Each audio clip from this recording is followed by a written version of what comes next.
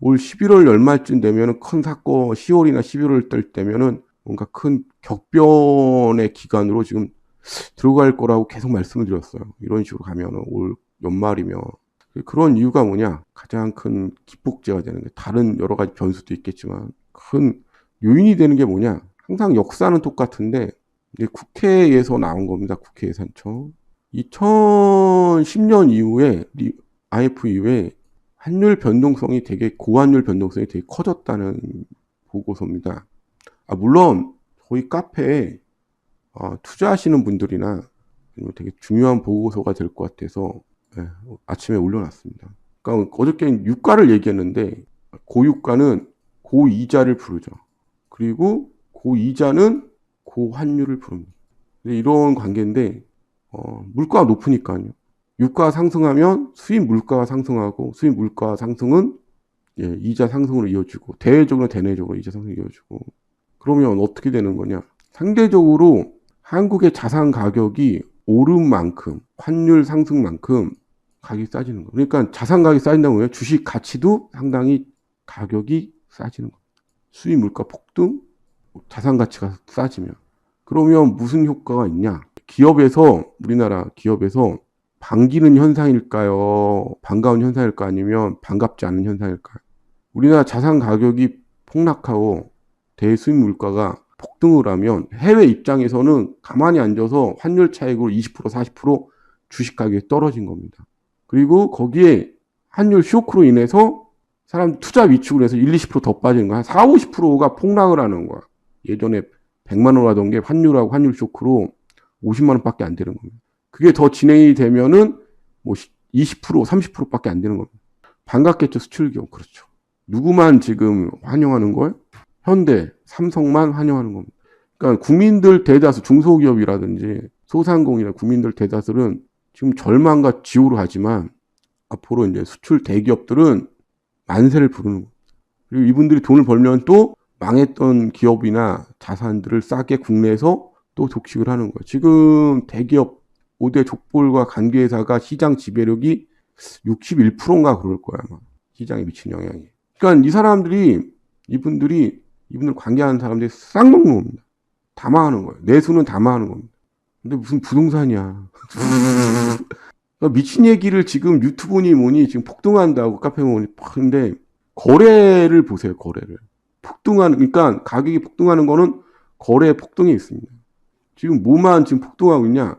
경매 진행만 1300% 폭등하고 있습니다. 진실을 알려줄게요. 너 망해서 헐값에 시장에 내놓은 물건만 13배가 증가했다. 1년 사이에.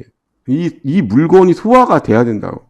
여기 왔을 때 우리 대한민국 법원이 행정적인 서비스라는 행정력, 지도력이라든지 행정의 절차력이, 우리나라 법원이 유능하셔갖고 탁월한, 자기들이 한 교만할 대로 교만한 그러한 것 있잖아. 불친절하고 자기 혁신 안 하고 비서비스적이고 고압적인 대한민국 법원이 지금의 경매 물량을 집행하고 소화할 수 있는 능력이 있을 것 같아요? 아니면 앞으로 정말 난리 날 것 같습니까?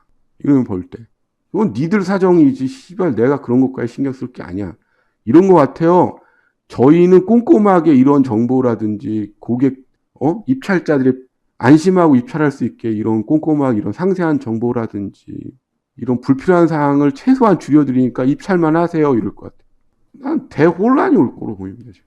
그러니까 이게 관료행정 서비스 편의주의라는 게, 특히 한국의 법원이라는 곳이 지금 부른 게 지금 대규모 공매 투기 사기 행각입니다.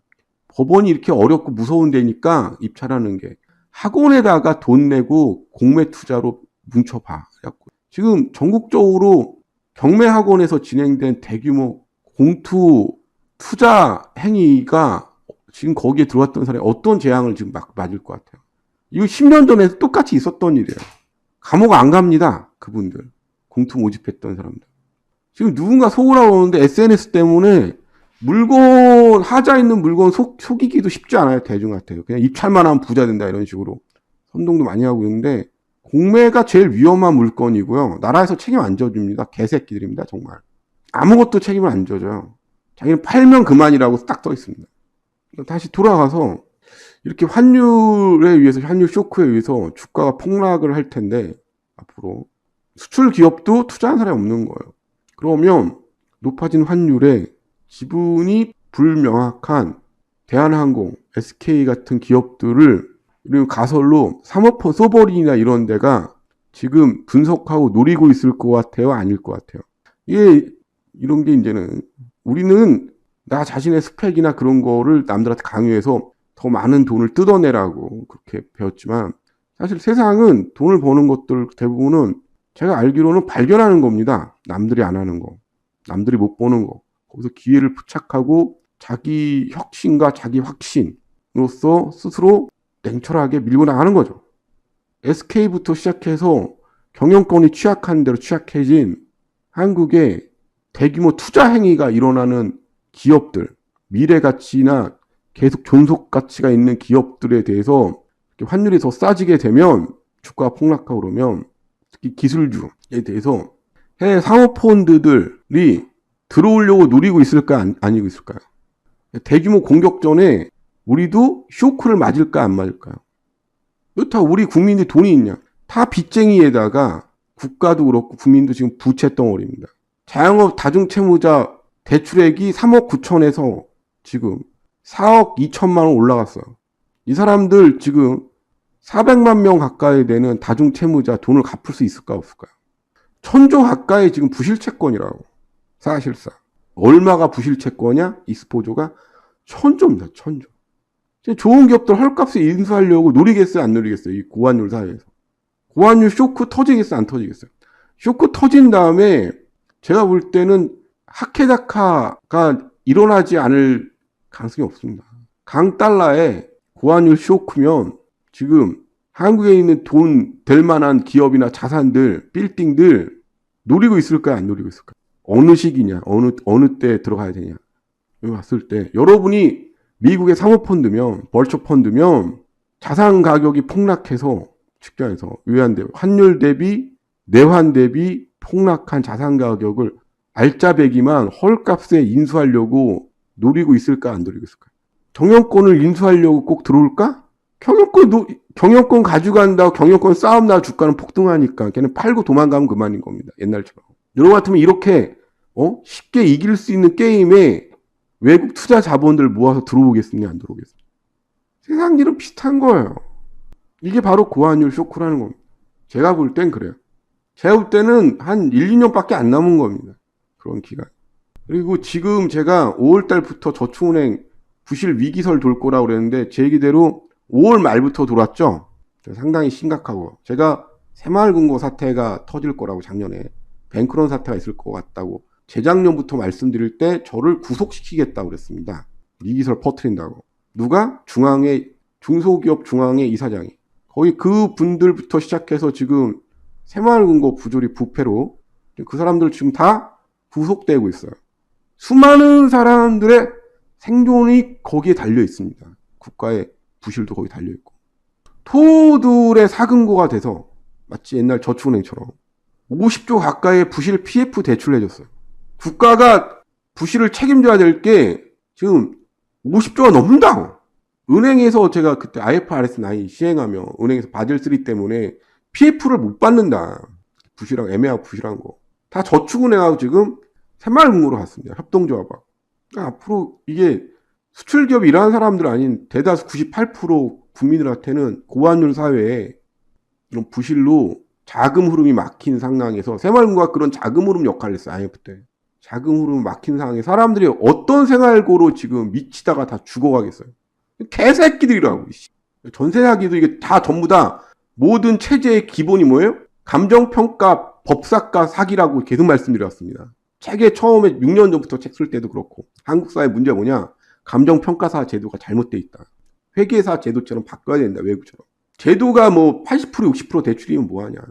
감정가를 갖다가 10억짜리를 100억 매기는데 90억 대출 받으면 80억이 부실인데 그 사태 터진 겁니다. 이 모든 것들이 저축은행이 전부 다 법사가 사기죠. 전세 사기도 법사가 사기입니다. 평가가 부실하면 그 체제를 믿을 수 없는 거죠. 자본 구조는 신용평가 체제에 기반하고 있어요. 그래서 제가 신용평가 기관 자료를 계속 보시라고 그러는 거예요. 그게 제일 정확하고 기관에서 그걸 보고 여러분들한테 반대로 얘기하니까 기관 새끼들이 그럴듯하게. 수많은 국민들이 빚 때문에 고통받는데 그런 이야기 안 하고 탐욕스러운 얘기만 하죠. 탐욕을 해라. 탐욕을 해. 그건 좋은 거죠. 지금 취약한 회사들 잘 봐서 한번 사태가 있을 거예요, 아마. 제가 이제 협동조합 사태가 이런저런 부실이 한 1000조 됩니다. 국내적으로 전부 다 합치면 1000조 가까이 되는데 말이 1000조지. 국가 역량이 이거를 해결하는 버퍼링이 해결은 할 수 있을 것 같아요. 원래 같으면 이게 좀 다른 나라하고 한국이 그나마 좀 좋은 강점을 갖고 있는 게 있습니다. 보면 뭘까요? 그거는 관료적 엘리트성, 중간 하급이나 중간 관리자 엘리트 특성이나 일 처리 속도가 상당히 빠릅니다. 다른 나라에 비해서. 그러니까 이게 좀 아이러니하게도 우리가 이제는 IMF 터진 다음에 고용 일자리 때문에 상당한 엘리트 그룹들이 공부 잘하는 애들이 쉽게 해서 하급이나 중하위급 관료로 많이 대규모 지원을 하고 상당히 엘리트, 그러니까 관료가 상당히 한국에서 IQ수가 상당히 높은 사람들이 들어와 있는 거예요. 그래서 일 처리 속도가 다른 나라보다 이런 일의 대처나 일 처리 속도나 이런 게 상당히 빠릅니다. 액티브하고. 이런 부분에서 제가 이런 부분을 봤을 때 제가 보기에는 뭐 사태가 아주 걷잡을 수 없을 정도로 치닫는 것보다 무슨 문제가 터졌을 때 그거에 대해서 대안이라든지 해외 예시라든지 이런 거에 대해서 관리적으로 말하고 특징을 잡아내는 속도가 상당히 다른 나라보다 빠른 것 같아요. 그래서 우리나라 지금 공기업이라든지 공무원들이 대기업이나 일반 기업, 다른 나라하고 좀 반대예요. 우리는. 다른 나라는 뭐 공무원, 고위급 공무원을 하다가 또는 교수님을 하다가 자기 기업을, 자기가 능력이 있으면 자기 기업을 차리고 자기가 돈을 버는데 우리는 돈을 벌다가 기업에 다니다가 공기업이나 공무원을 하려고 혈안입니다. 그래서 공기업이나 공무원들이 그나마 이제 부조리한 조직이지만 그 부조리 속에서 개인적 역량이 상당히 높아요. 공기업이라든지 공무원이라든지. 여러분도 그런 거 느낄 거예요. 아니, 옛날 공부 잘하는 애들이 다 공기업 공무원 하고 있는 거예요. 아무튼 지금 실제로 재화를 창출하는 일반 경제는 상당히 붕괴하고 있습니다. 현실적으로. 그거는 여러분들이 아무리 뭐 탐욕적으로 집값이 올라간다 뭐 이런 말씀을 하셔도 일단 이렇게 생각하시면 됩니다. 지금 장사가 안 되는 이유는 이 고유가, 고환율, 고이자가 무서운, 고물가 뭐 이런 게 무서운 이유는 이런 거예요. 장사를 하신 분들이 더 잘 알 거예요. 나는 물건 값을 올렸어. 내가 식당에 짜장면을 8,000원에서 10,000원을 올렸어.